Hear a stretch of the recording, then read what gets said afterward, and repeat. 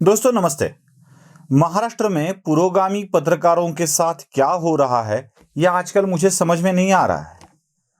बेचारे समाजवादी, पुरोगामी, साम्यवादी पत्रकार जो खुद को एक निष्पक्ष और बाकी ऐसा कुछ मानते थे कि हम जैसा कोई नहीं है, वो आजकल बहुत ही सदमे में दिखाई दे रहे हैं। खासकर महाराष्ट्र के पत्रकार जो पुरोगामी थे, वो भी सदमे में दिखाई दे रहे हैं। एक तो मीडिया बदल रहा है और मीडिया को जवाब देने वाला सोशल मीडिया जमाने में आ गया है। इस बात का इल्म शायद इन लोगों को नहीं है। इस बात की उन्हें जरा भी भनक नहीं लगी है। शायद इसीलिए अपने पूर्वापार चले आए एजेंडे को उसी तरह से वो आगे ले जा रहे हैं। हाल ही में कुछ फेसबुक पोस्ट और आर्टिकल्स मैंने देखे और उसमें कुछ देखा कि कुछ पत्रकार बहुत ही तिलमिलाए हुए हैं। महाराष्ट्र की राजनीति में जो भी कुछ हो रहा है वो उन्हें पसंद नहीं आ रहा है। अब तक शिवसेना एनसीपी के साथ चली गई थी तो वो बहुत खुश थे। उन्हें लग रहा था कि अब लोकतंत्र जिंदा हो गया है। लेकिन जैसे ही शिवसेना टूट फूट कर बिखर गई और फिर से बीजेपी के साथ सत्ता में आ गई तो उनके दुख का कोई अंत ही नहीं दिख रहा है। इतनी बात इतनी बात कर रहे हैं कि पिछले बार जो कुछ हुआ है वो भी उन्हें शायद याद नहीं आ रहा है। मैंने एक आर्टिकल पढ़ा, किसी बड़े बुजुर्ग पत्रकार ने लिखा था कि सवाल करने वाली मीडिया आखिर कहां गई, क्यों मीडिया सवाल नहीं कर रही है। और वो ये चाहते थे कि मीडिया सवाल करे एकनाथ शिंदे से, मीडिया सवाल करे भारतीय जनता पार्टी से। और सवाल ये था कि आप सूरत और गुवाहाटी तो गए, लेकिन उस वक्त का खर्चा किया किसने? लाखों करोड़ों में वो खर्चा होगा और ये सवाल अब तक पूछा नहीं गया है। क्या पत्रकारिता लुप्त हो गई है? क्या पत्रकारिता खत्म सी हो गई है? यही सवाल वो बार बार अपने आर्टिकल में पूछते नजर आए। मेरे मन में भी सवाल आया कि क्यों नहीं बताते ये लोग कि खर्चा किसने किया। तो मैंने ढूंढने की कोशिश की तो एकनाथ शिंदे के साथ जो प्रवक्ता बनाए गए थे दीपक केसरकर, उन्होंने इस बारे में पूरी तरह से स्पष्टता कर दी है, पहले ही कर दी है।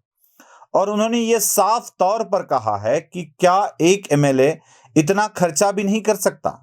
अब इतना खर्चे की बात हो रही है तो इसी मीडिया ने रेडिसन ब्लू के हवाले से एक खबर दी थी कि 21 लाख रुपए विधायकों के खाने का बिल हो गया है और लगभग 60-62 लाख रुपए विधायकों के निवास का बिल हो गया है।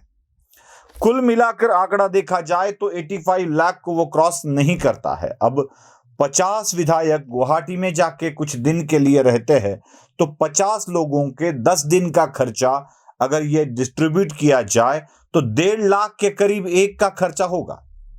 अब 10 दिन का खर्चा 1.5 लाख, मतलब हर दिन 15,000 रुपए हो गए। रेडिसन ब्लू के रूम का और खाने का इतना बिल तो होना ही चाहिए।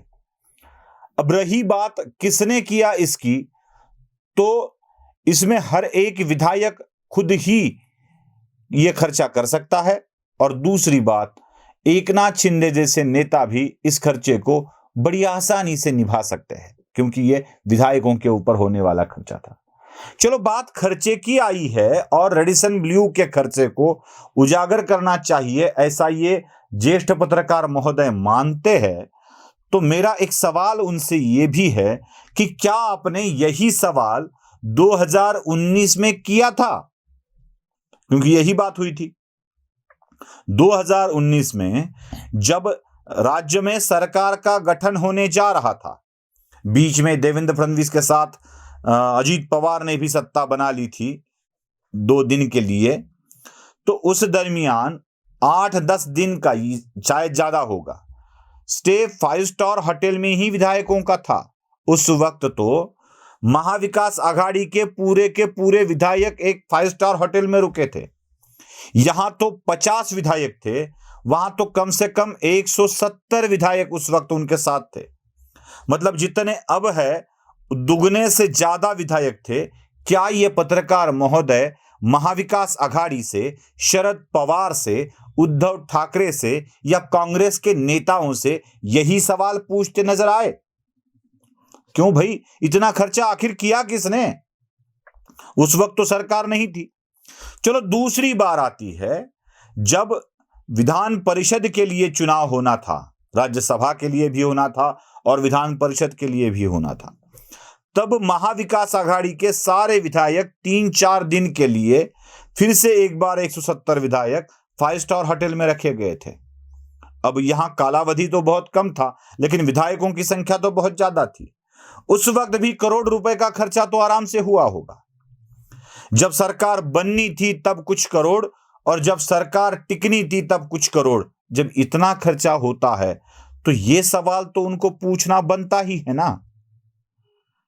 क्यों भारतीय जनता पार्टी के नेतृत्व वाली सरकार जब बनती है तभी सवाल पूछा जाता है, और आजकल भारतीय जनता पार्टी पर इनका रोष क्यों आ रहा है? क्यों ऐसा ये करते हैं? ये सवाल मेरे मन में बार बार उठता रहा। तब जाके कुछ ढूंढने की कोशिश की और क्या मिला। पहले ये नेता ये पत्रकार, माफ कीजिएगा मैं नेता की बात कर रहा हूं, मुझे पत्रकार कहना है। तभी ये पत्रकार भारतीय जनता पार्टी के पक्ष में तो नहीं बोलते थे, लेकिन भारतीय जनता पार्टी के कुछ नेताओं के पक्ष में जरूर बोलते थे। आजकल भी वो जब जी लिखते हैं ना, तो भूतपूर्व नेताओं पर बहुत ज्यादा अच्छी तरह से लिख लेते हैं।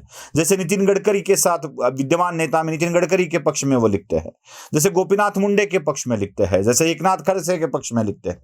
ये जब बात मैं देखने लगा तो मुझे पता चला कि ये कुछ अलग ही मामला है। ये मामला भारतीय जनता पार्टी की सरकार आ रही है, इसका तो मूलतः द्वेष इनके मन में है ही।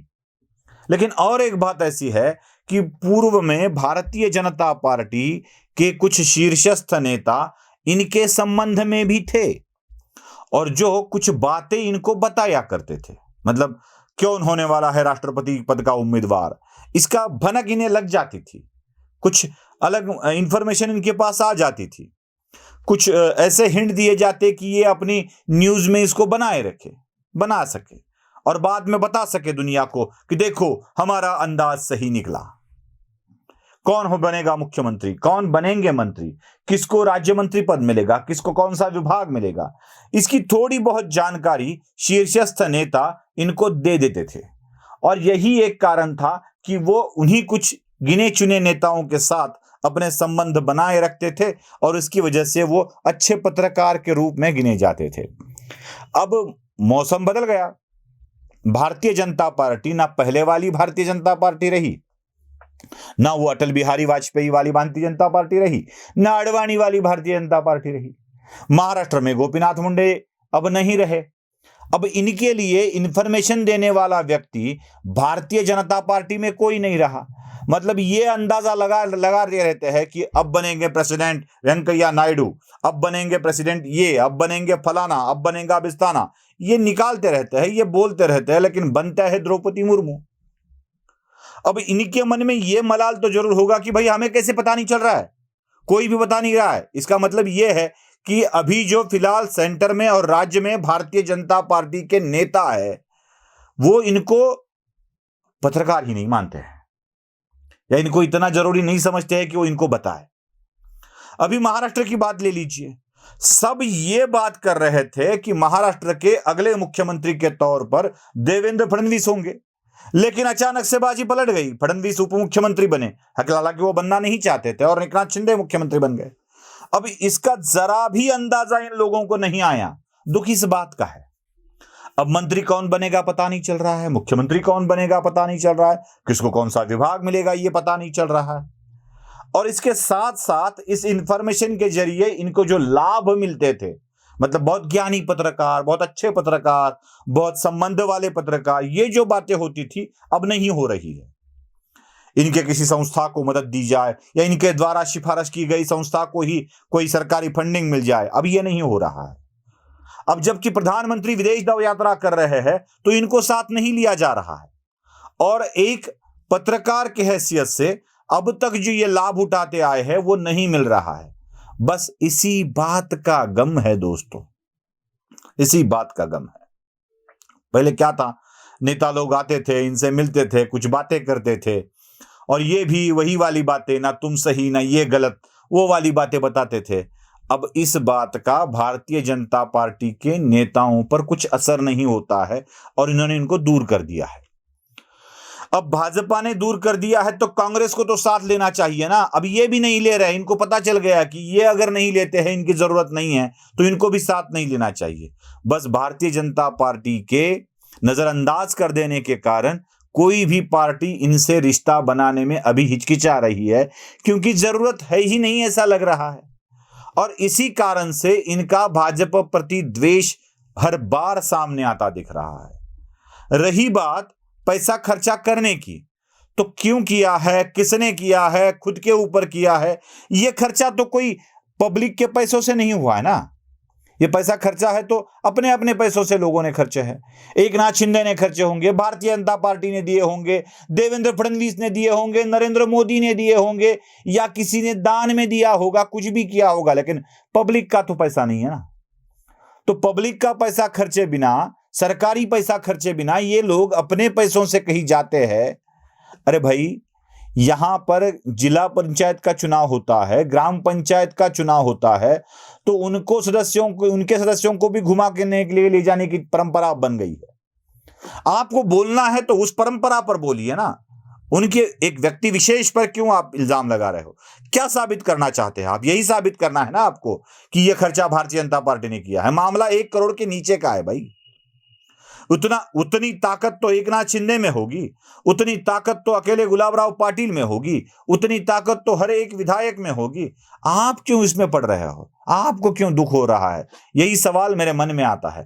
उन्हीं सारे ज्येष्ठ श्रेष्ठ पत्रकारों को नमन करते हुए यही एक बात बताना चाहता हूं कि अब आपके मुंह से या आपकी कलम से निकली बातें ये स्पष्ट कर रही है कि राजनीति में अब आपकी कोई उपयोगिता नहीं बची है। इसीलिए ये छटपटाहट फेसबुक के जरिए या ब्लॉग के जरिए सामने आ रही है। वीडियो पसंद आए तो लाइक, शेयर और सब्सक्राइब जरूर कीजिएगा। धन्यवाद।